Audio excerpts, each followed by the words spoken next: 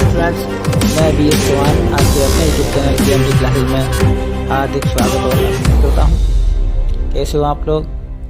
आशा करता हूँ आप लोग स्वस्थ और मस्त होंगे और अपने यूपी बोर्ड एग्ज़ाम की तैयारी को बेहतरीन कर रहे होंगे।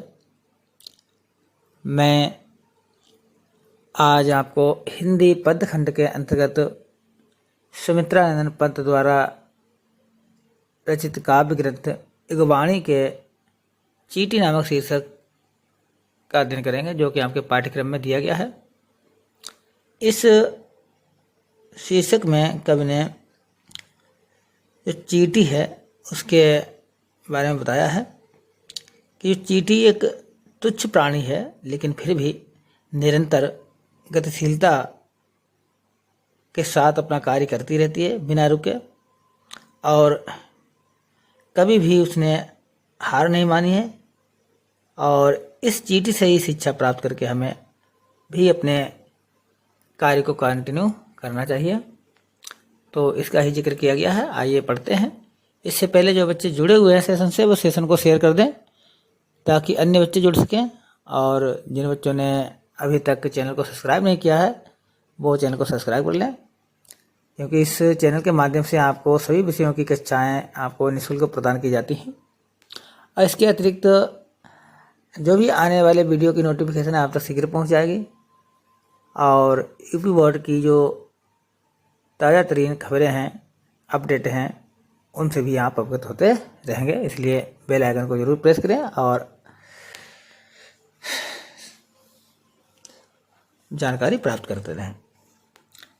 तो आइए चलते हैं आज के सेशन की ओर।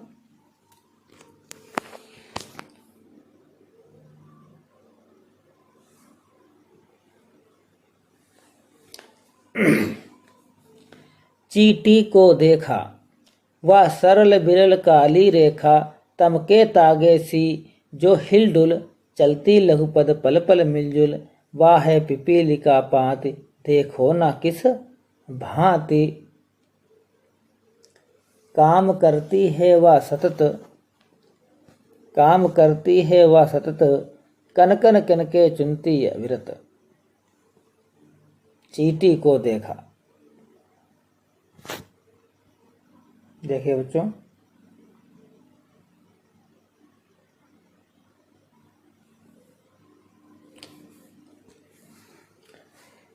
तो कवि सुमित्रा नंदन पंत जी कहते हैं, क्या कहते हैं? चींटी को देखा। यहाँ पर प्रश्न क्या है कि क्या तुमने कभी चींटी को देखा है? क्या तुमने कभी चींटी को देखा है? देखने में चींटी किस प्रकार की लगती है? वह सरल बिरल काली रेखा। चींटी जो है अत्यंत ही सरल और सीधी, पतली, बिरल माने होता पतली, और काली रेखा की भांति दिखाई देती है। काली रेखा की भांति दिखाई देती है। तम के तागे सी, तम माने होता काला, अब तागे माने धागे से, काले धागे की भांति, तम के तागे सी जो हिलडुल, यानी काले धागे की भांति हिलती डुलती हुई प्रतीत होती है। चलती लघुपद पल पल मिलजुल, चलती लघुपद, और वह चलती रहती है। कैसे? लघुपद, लघु माने छोटे छोटे, पद माने पैरों से, और वह अपने छोटे छोटे पैरों से पल पल माने प्रतिक्षण, हर क्षण या प्रतिपल मिलती जुलती हुई चलती है, अर्थात मिलकर चलती है। सब वे सभी चींटियां जो हैं एक पंक्ति में आगे पीछे, अर्थात कहने का मतलब है मिलकर मिलकर होती हुई प्रतीत होती हैं, मिलकर चलती हुई प्रतीत होती हैं। देखने में तो वे काले धागे की रेखा सी दिखती हैं, ठीक है? देखने में तो वे काले धागे की रेखा सी दिखती हैं। वाह है पिपीलिका पात, देखो ना किस भांति, काम करती वह संतत। वह है पिपीलिका पात। आगे लेखक कहता है, चींटियों की उस पंक्ति को देखो, चींटियों की उस पंक्ति को देखो, किस प्रकार से वह है पिपीलिका पात, कि वह है पिपीलिका माने होता चींटी, पात माने पंक्ति। देखो वह है चींटियों की पंक्ति, किस तरह से पंक्तिबद्ध होकर, किस तरह से पंक्तिबद्ध होकर यानी लाइनों में होकर, निरंतर अपने काम में देखो ना किस भांति काम करती सतत, काम करती सतत, किस प्रकार से अपना कार्य, सतत माने होता है निरंतर, निरंतर अपना काम निरंतर करने में लगी हुई है। कभी क्या कहता है, देखो वह चींटियों की पंक्ति किस तरह से पंक्तिबद्ध होकर निरंतर अपने काम में लगी हुई है, निरंतर अपने काम में लगी हुई है। वह कण कण करके चुनती अविरत, कण कण, कण कण माने होता कण कण, कण कण यानी भोज्य पदार्थों का जो कड़कड़ है उसको चुनती हुई, उसको चुनती हुई मतलब इकट्ठा करती हुई, अविरत माने होता है बिना रुके। चींटियां बिना रुके एक एक कण इकट्ठा करके अपने घर ले जाती हैं। कहने का मतलब है वे कभी हार मानती नहीं हैं और लगातार अथक परिश्रम से अपने लिए और अपने परिवार के लिए भोज्य पदार्थों को इकट्ठा करने का काम करती हैं और इसको निस्वार्थ भाव से करती हैं। तो चींटियों का जो परिश्रम है, जो श्रम है, वह साकार और सजीव मूर्ति है। हालांकि यह अत्यंत ही लघु प्राणी है, लघु प्राणी होते हुए भी वह अपने कार्य को बहुत ही सजगता के साथ करती है।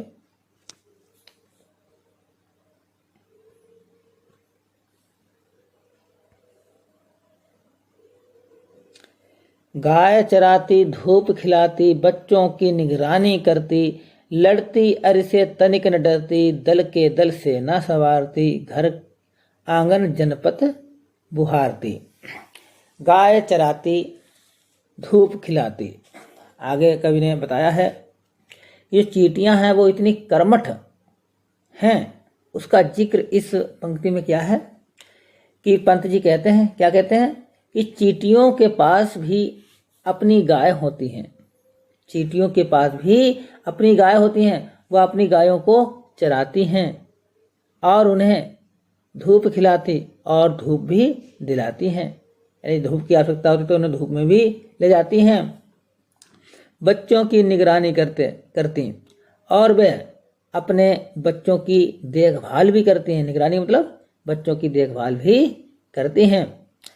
लड़ती अरि से तनिक डरती, लड़ती और शत्रुओं से, अरि माने क्या होता है शत्रु या दुश्मन, और वे शत्रुओं से लड़कर अपनी सुरक्षा करती हैं और उनसे तनिक भी भयभीत नहीं होती हैं, तनिक भी भयभीत नहीं होती हैं। दल के दल सेना संवारती, और चींटियां अपना सामूहिक दल बनाती हैं, दल में रहती हैं, समूह में रहती हैं और उस समूह में रह करके वह बहुत सुंदर सेना का निर्माण करती हैं, सेना संवारती, सुंदर सेना का निर्माण करती हैं।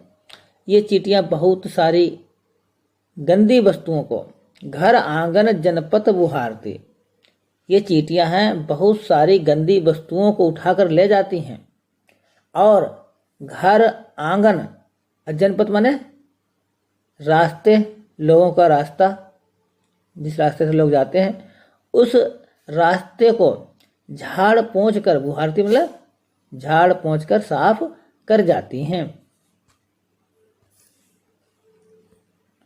चींटी है प्राणी सामाजिक, वह श्रमजीवी वह सुनागरिक, चींटी को देखा, देखा चींटी को, उसके जी को, भूरे बालों की सी कतरन, छिपा नहीं उसका छोटापन, वह समस्त पृथ्वी पर निर्भय, वह समस्त पृथ्वी पर निर्भय।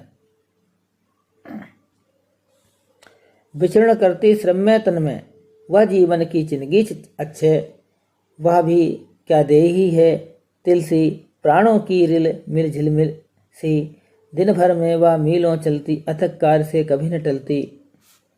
देखिए बच्चों, चींटी है सामाजिक प्राणी। आगे कवि ने बताया है जो चींटी है, क्या बच्चों, चींटी में भी सामाजिकता का गुण पाया जाता है। तो यहाँ पर पंत जी ने चींटी को सामाजिक प्राणी बताते हुए व्याख्या की है कि चींटी हमारे समाज की एक सामाजिक तथा मेहनती प्राणी है।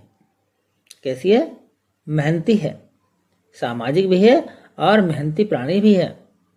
वह श्रमजीवी, वह सुनागरिक, वह श्रमजीवी, वह श्रमजीवी मतलब होता है श्रम करके जीने वाली, श्रम करके जीवित रहने वाली, और सुनागरिक सुंदर नागरिक।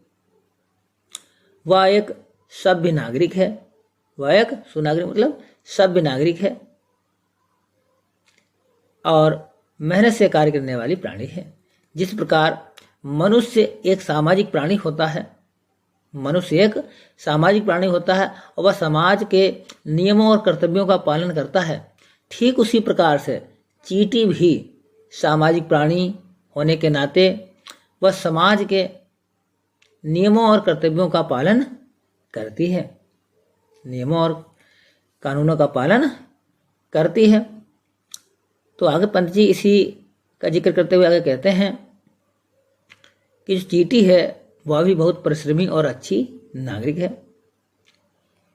देखा चींटी को, पंत जी कह रहे हैं क्या तुमने कभी चींटी को देखा है? उसके जी को, जी माने होता मन, उसके मन को कभी जाना है? क्या तुमने चींटी को कभी देखा है और क्या तुमने उसके मन को कभी जाना है? भूरे बालों की सी कतरन, भूरे बालों की सी कतरन, उसका शरीर भूरे बालों की सी कतरन लगता है, भूरे बालों की सी कतरन के समान लगता है। छिपा नहीं उसका छोटापन, और उसका छोटा और पतला स्वरूप किसी से छिपा नहीं है। अर्थात चींटी बहुत छोटी होती है, जिससे उसका रूप जो है, स्वरूप है, वो किसी से छिपा हुआ नहीं, अर्थात सभी लोग जानते हैं। वह समस्त पृथ्वी पर निर्भय, विचरण करती श्रम में तन में। वह समस्त, वह इतनी छोटी है, नितांत ही बहुत छोटी है, छोटी होते हुए भी वह संपूर्ण पृथ्वी पर निडरता से, बिना डरे निर्भय होकर, बिना डरे या निर्भय होकर अपना जीवन व्यतीत करती है और घूमती है श्रम में तन में। श्रम में तन में, श्रम में तन में मतलब श्रम करती रहती है, परिश्रम करती रहती है, अपने कार्य में निरंतर तल्लीन रहती है। वह जीवन की जिंदगी अच्छे, वह जीवन की जिंदगी, जिंदगी माने होता है अंगार, जिंदगी माने होता है अंगार या चिंगारी भी कह सकते हैं। और अच्छे माने होता है कभी नष्ट ना होने वाली। वह एक ऐसी उसके वह इस प्रकार की है कि जीवन की कभी न समाप्त होने वाली एक चिंगारी के समान है। वह जीवन की एक ऐसी चिंगारी के समान है जो कभी समाप्त नहीं होती, कभी खत्म नहीं होती है। वह भी क्या देही है तिलसी, वह भी क्या देही है तिलसी, तिल माने तिल के समान। चींटी का जो शरीर है वो तिल के समान बहुत ही, देही माने होता शरीर, चींटी का जो शरीर है वो तिल के समान बहुत ही, एक जिस प्रकार तिल का कण होता है उसी प्रकार से, जो छोटा कण होता है तिल का, उसी प्रकार से चींटी का भी शरीर है। प्राणों की रिलमिल झिलमिल सी, प्राणों की रिलमिल झिलमिल सी, और वह प्राणों की चमक,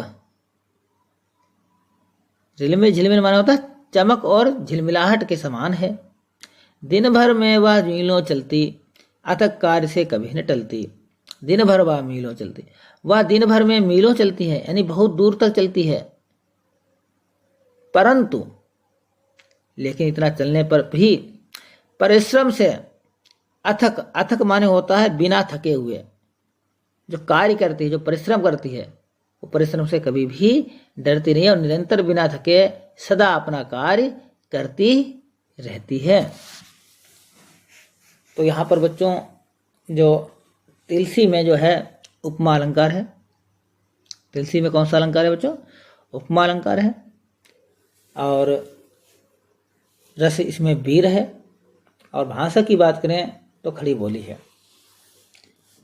तो ये था चीटी शीर्षक के अंतर्गत, जो कि समाप्त हो गया है।